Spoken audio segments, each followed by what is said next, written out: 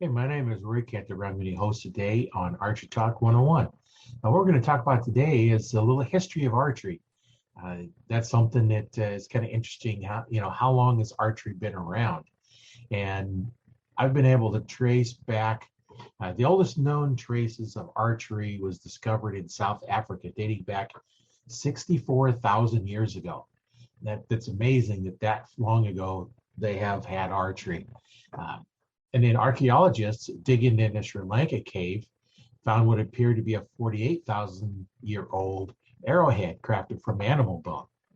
Until that time when those were found, previously the earliest evidence of bow hunting was in Southeast Asia, dating back 32,000 years. That it just keeps going on and on. The Egyptian and the neighboring Nubian cultures used bows in the late Paleolithic period, around 10,000 BC. And in China, archery dates back to the Shang Dynasty in 1660 or 1766 to 1027 BC. So we're saying there's a lot of history in here just in the sport of archery. During that time, a war chariot carried a three-man team: a driver, a lancer, and an archer. That's kind of interesting how they teamed them up like that, and nice little team sport there. During the Chu dynasty, from 1027 to 256 BC, the nobles at the courts attended sports archery tournaments where there's music and salutations.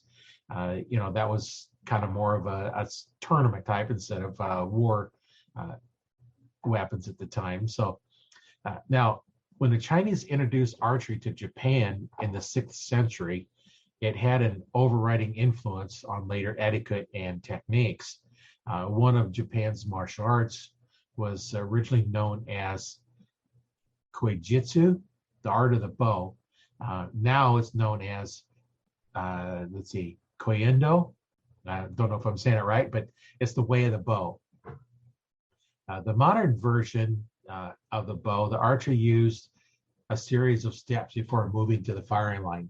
They go through a certain process to get mentally and physically prepared to shoot, and then they step up to the firing line, and then they would draw the bow and go through the process. It's the same thing. They do the same thing over and over and over. So it was just kind of a instinctive thing that they would build up. So that everything did the same and they had no variations. Now, the bows they used at that time, they were shot at a distance of 28 meters at a 35 centimeter target. Now, that's roughly 30 yards at a 14-inch target. So kind of equate to what a lot of us understand, when you think of meters and yards, so us over here in the States, we don't think in meters as much. So it kind of give you a little rough estimate there. Now, the bow they used, they said, was 2.21 meters long. That's a long bow. It's about 87 inches, and it was made of laminate strips of bamboo and wood that laminate those together. Now, going during the Greco-Roman period, the bow was used more for hunting and recreation rather than warfare. So now it's starting to move into more of a recreational and hunting weapon instead of for war. During this time, you could find archers, on their pottery. They would depict them when they would make some of their pottery items. They depict archers on it. Just kind of a thing that we're finding in some of the archaeological digs that was on their pottery. And the Parthians were horsemen that developed a skill while they're riding the horse at full gallop to be able to rotate in the saddle, turn around, and shoot from behind them. That just seems like it'd be an awful lot of work, have to do a lot of practicing to be on a galloping horse, turn around and shoot behind you. It's hard enough sometimes to shoot straight without moving. So that's I thought that's interesting when I read about that. The Middle Eastern superiority in archery equipment and technique continued for centuries. They had that superior archery equipment and in techniques, and that carried on for a long time. Now, until the Han, his Mongols, conquered much of Europe and Asia, until they faced the Asian and Turkish bows. They were highly effective, and the record shot with a composite Turkish bow was close to 900 yards. Now think about that, 900 yards with a bow. Not how effective you'd be at hitting a specific target, but at times when you have lots of arrows coming, you don't have to be accurate. Just that number is going to be, quite a sight to see.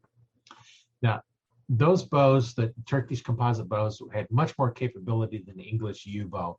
They were stronger. They just seemed like they were just a better bow, and that's just one of those things that you develop better equipment, better shooting, and you're going to have a little superior skills with that. Now, popularity in archery has been reflected in many ballads and folklore. Everybody knows the story of Robin Hood, where he shot an arrow and split another arrow right down the middle of the shaft. With wood, that can be a challenge, but it's folklore. So did it happen? Did it not happen? Getting that Robin Hood, there's many people have done it. I've done it a few times where I've split an arrow right down the middle of it, either with aluminum. I've done it with aluminum, and I've done it with both carbon arrows. I haven't done it yet with wood because I don't shoot a lot of wood arrows anymore. I've kind of grown into the aluminum and then the carbon, but I've done it with both of those. It's interesting when they hit in the back of them and they just split that shaft right down there. Now, one of the first known competitions in archery was held in Finsbury, England in 1583, and there was 3,000 participants in that. Now that was, that's quite a few participants in 1583 to have an archery competition. I didn't find out, any information about, what the scores were, what the distances, but that was kind of interesting, I thought, when I come across that information. Now, by the time of the 30-Year War, 1618 to 1648, with the introduction of gunpowder, bows as a weapon belonged kind of in the past. At least that's what, they were thinking at that time. But, there's still evidence here today, and within even just the last few years, where archery is still used by some of your military for warfare. I'll get into that here just in a little bit more detail in that. But, in modern days, archery is mostly a recreational competitive sport. So you're going to just shoot for the fun of shooting, or you're going to compete, or you're going to hunt. That's kind of modern. That's what archery is normally used for these days. It's not really used too much in battles, because, modern firearms is going to be some advantage in there.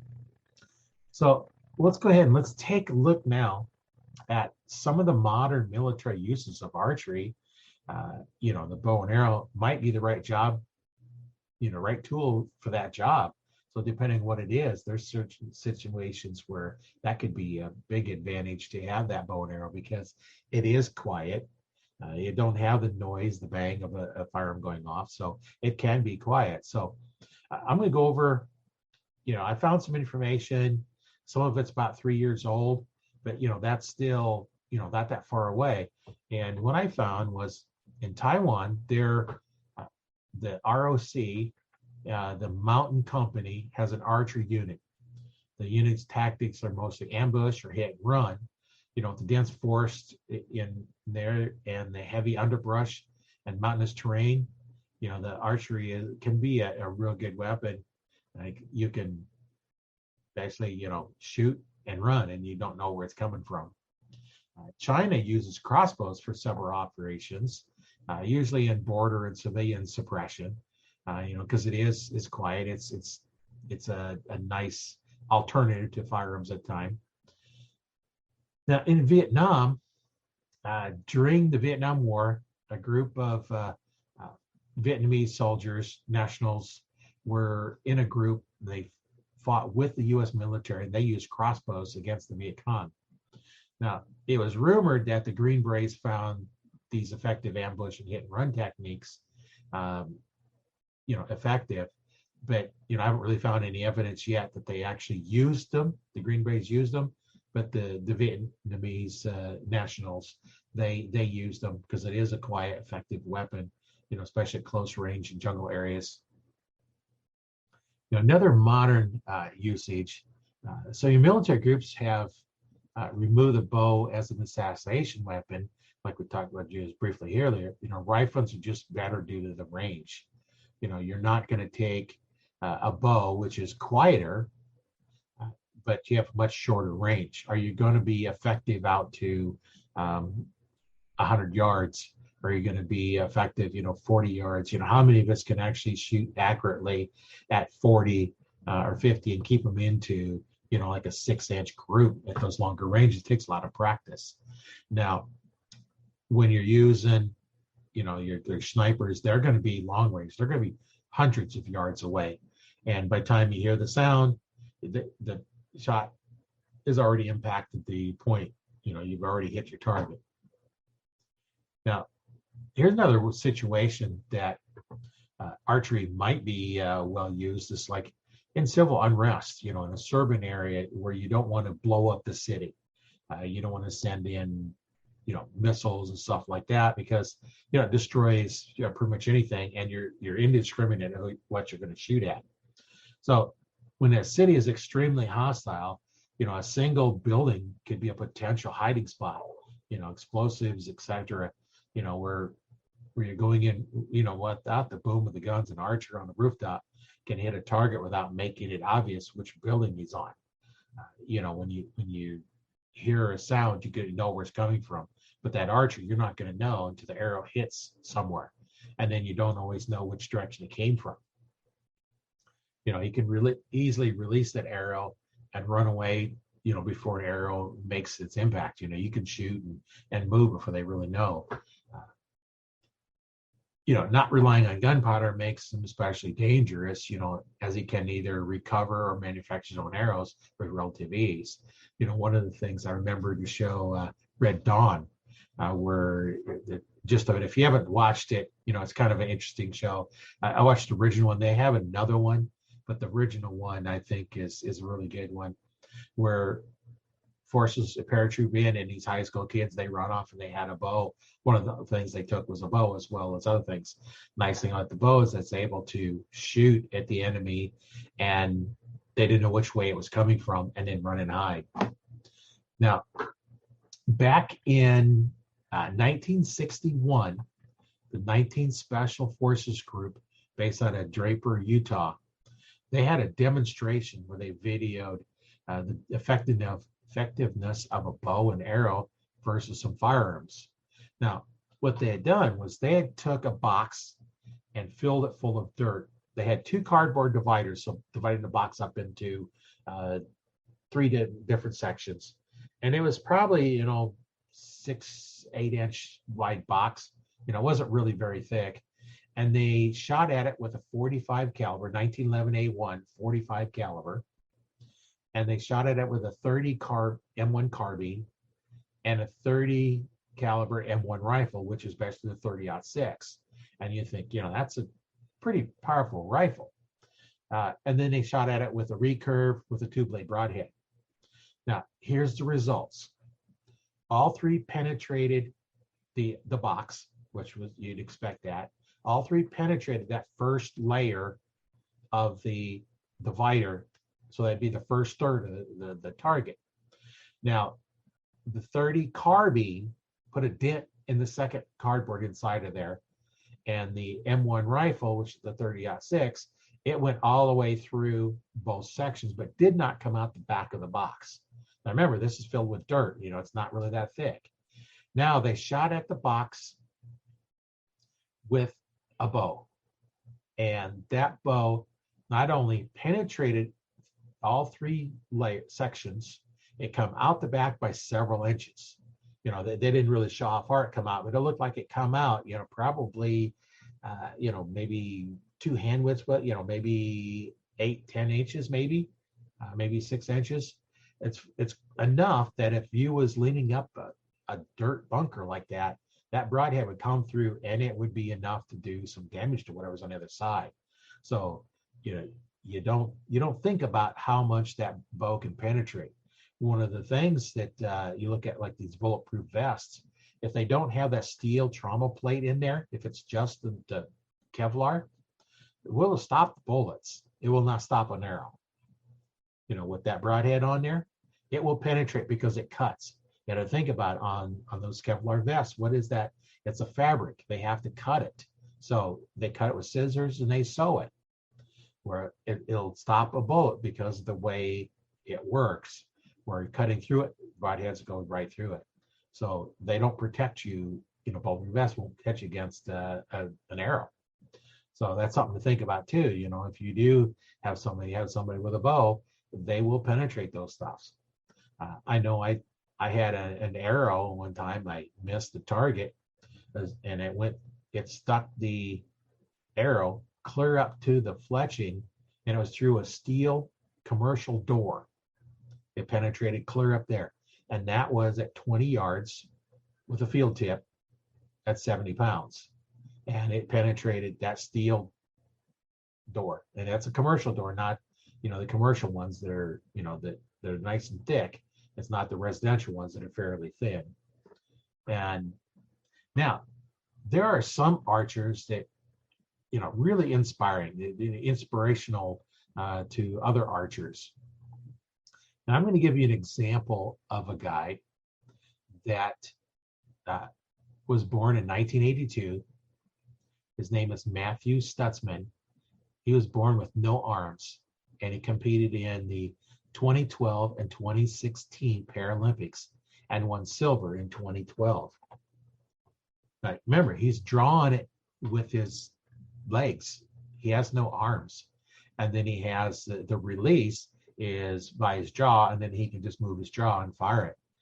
So that was quite interesting to watch that. I watched the replay of that, a YouTube video I watched, and that was quite interesting. And the guy he was shooting against only had one arm.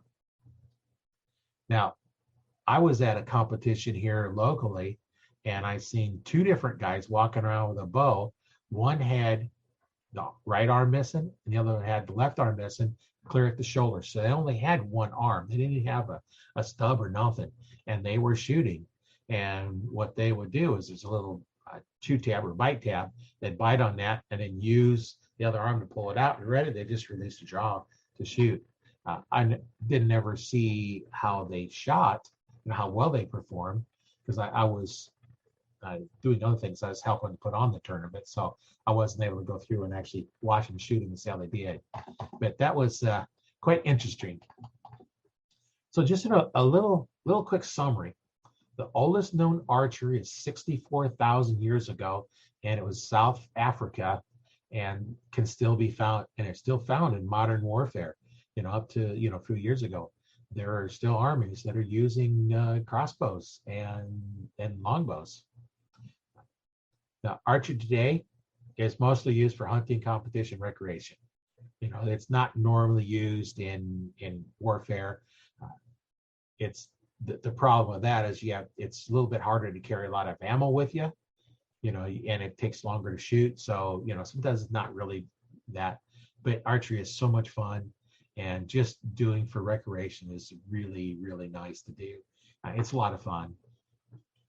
One of the things you got to do is remember, when you're shooting a bow, you have to be relaxed. So a lot of us use it for stress relief, because we go out, we shoot, we have to completely relax. The only thing we're thinking about, we're concentrating on the target, everything else goes away. So it's a nice, relaxing sport for those of you that are doing it. And if you're listening to this podcast and you're not much of an archer, get with one, find somebody that will give you a chance to do some shooting just to see, it might be for you. And those of us that are archers, we kind of already know that. So, and we're always glad to help people. And, archery can be started at any age. There's no upper limit or lower limit. The lower limit would be, are they able to hold a bow and actually draw it back? There's kids 3 and 5 years old are shooting. I know all my kids started when they was, they'd all been shooting by the time they was 5. So that's a lifelong sport. And I know archers that have been shooting for 70 years. I've got in the Archer Talk 101 Facebook group, we have one guy that's been shooting for 70 years. I haven't quite been shooting that long. I've been shooting for probably 55 years anyway. So it's a sport that you can last. You may have to change, as you're growing up. You might get stronger and stronger bows, and then you get a little older. We might, take the poundage down, so it's not quite so hard to pull back. But that's just all something that we can do, and there's just no reason to not keep shooting. So, what places you can get some information, like I mentioned, the Archer Talk 101 Facebook group. I'll leave a link to there. There we have a lot of archers to help you out. If you're struggling with anything in archery, get in that group, because we have instructors and bow techs in there. They've been doing this for a couple decades. So we have a lot of information in there. In fact, if you want to take a video yourself and upload it to the group, we'd be glad to take a look at it, give you some pointers. The other place you can go out and get some information is archertalk101.com. That website, there will be a lot of the information on shooting form techniques, as well as any reviews of products that we have to do. There'll be links into there where you can buy the products, as well as reviews, get information there. That's a good resource to go there. And of course, the podcast is always a good place to go there. One of the things that we do have available for those that are interested in taking their archery skills to the next level is we have coaching available. We do an online coaching program where you'll videotape yourself, upload it to the instructor, and the instructor review it, make comment on it, and then weekly you'll get in a Zoom call with the instructor, and we can go over whatever problems you might be having, kind of help you through the troubles. That's a good program too, and you can always get some good help on that. You can find the information. You go out to the Archer Talk 101 Facebook group or the archertalk101.com. There'll be links in there where you can find out information on coaching and see if you can take your archer skills to the next level. So once again, my name is Roy Canterbury, and I've been your host today on Archer Talk 101, and we'll see you next week for the next one.